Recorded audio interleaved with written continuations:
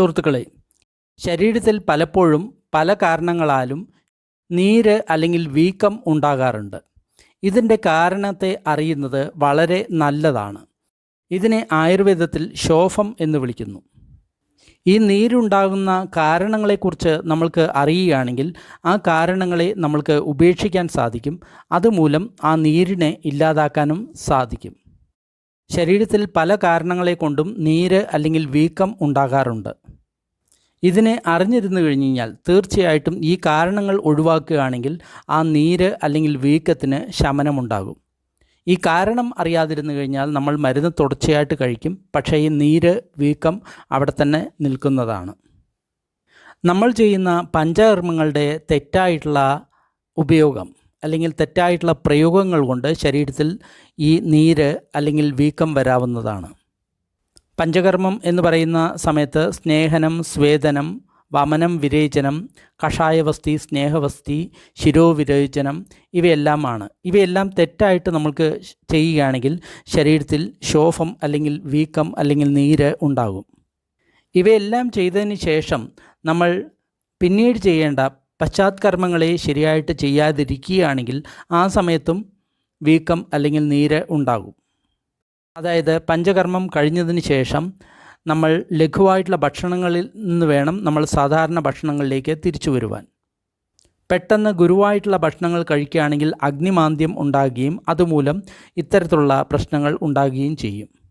അതേപോലെ തന്നെ ശരീരത്തിൽ ഛർദി, വിഷൂചിക, ശ്വാസരോഗം, കാസം, അതിസാരം, ശോഷം, പാണ്ഡുരോഗം, ജ്വരം, മഹോദരം, പ്രദരം, ഭഗന്തരം, അർശസ് എന്നീ രോഗങ്ങളിൽ അതിയായി ശരീരം ക്ഷീണിക്കുകയോ ചെയ്തു കഴിഞ്ഞു കഴിഞ്ഞാൽ ഈ രോഗം ഉണ്ടാകും.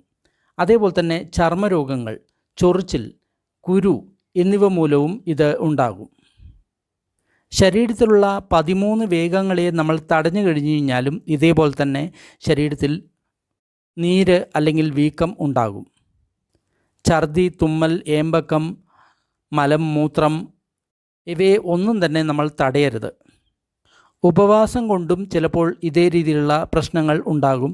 അതേപോലെ തന്നെ മെലിഞ്ഞവന് വളരെ ഗുരുവായിട്ടുള്ള ദ്രവ്യങ്ങൾ കൊടുത്തു കഴിഞ്ഞു കഴിഞ്ഞാലും, അതായത് ദഹിക്കാൻ ബുദ്ധിമുട്ടുള്ള ദ്രവ്യങ്ങൾ കൊടുത്തു കഴിഞ്ഞു കഴിഞ്ഞാലും, പുളി, ഉപ്പ്, തൈര്, മദ്യം, ചീരക്കറി, പുളിക്കാത്ത തൈര്, മുളച്ച ധാന്യം ഇവ കൂടുതൽ കൊടുത്തു കഴിഞ്ഞു കഴിഞ്ഞാലും ഇതേപോലെയുള്ള പ്രശ്നങ്ങൾ ഉണ്ടാകും.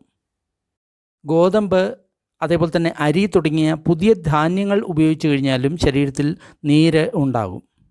വെള്ളത്തിൽ ജീവിക്കുന്ന ജീവികളുടെ മാംസം അധികമായിട്ട് ഉപയോഗിക്കുകയാണെങ്കിലും ഇത് ഉണ്ടാകും. മണ്ണ്, ചളി ഇവ തിന്നാലും ഇങ്ങനെ വീക്കം ഉണ്ടാകും. ഗർഭത്തിലുണ്ടാകുന്ന വികൃതി കൊണ്ടും ഇതേ രീതിയിലുള്ള ശോഫങ്ങൾ അല്ലെങ്കിൽ നീർക്കെട്ട് ഉണ്ടാകും. ഇതേപോലെ തന്നെ വാതം, പിത്തം, കഫം കൊണ്ടും കൂടുതലായിട്ടുള്ള നീര് ഉണ്ടാകും. വാതരോഗം കൊണ്ട് നീര് ഉണ്ടാകാനുള്ള കാരണം അതിയായിട്ടുള്ള ശീതം, രൂക്ഷം തുടങ്ങിയ ദ്രവ്യങ്ങളുടെ അതിയായിട്ടുള്ള ഉപയോഗം കൊണ്ടും കഠിനാധ്വാനം കൊണ്ടും ഉപവാസം കൊണ്ടും ശരീരം അതിയായിട്ട് ക്ഷീണിക്കുന്നത് കൊണ്ടും വമന വിരേചനാദികളിൽ ശരിയായിട്ട് ചെയ്യാതിരിക്കുന്നത് കൊണ്ടും ശരീരത്തിൽ വീക്കം ഉണ്ടാകും. ഇത് വാതപ്രധാനമായിട്ടുള്ള വീക്കമാണ്.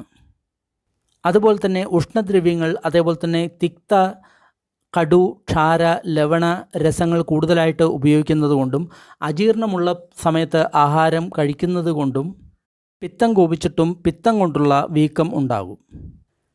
അതേപോലെ തന്നെ ദഹിക്കാത്ത വസ്തുക്കൾ, അതേപോലെ തന്നെ മധുരമുള്ളതും ശീതമുള്ളതും കൂടുതൽ എണ്ണ ചേർന്നതുമായിട്ടുള്ള ഭക്ഷണങ്ങൾ അതിയായിട്ട് ഉപയോഗിക്കുന്നത് കൊണ്ടും കൂടുതൽ ഉറങ്ങുന്നത് കൊണ്ടും വ്യായാമം ഇല്ലാത്തത് കൊണ്ടും കഫം സംബന്ധിച്ചിട്ടുള്ള നീര് ഉണ്ടാകുകയും ചെയ്യും.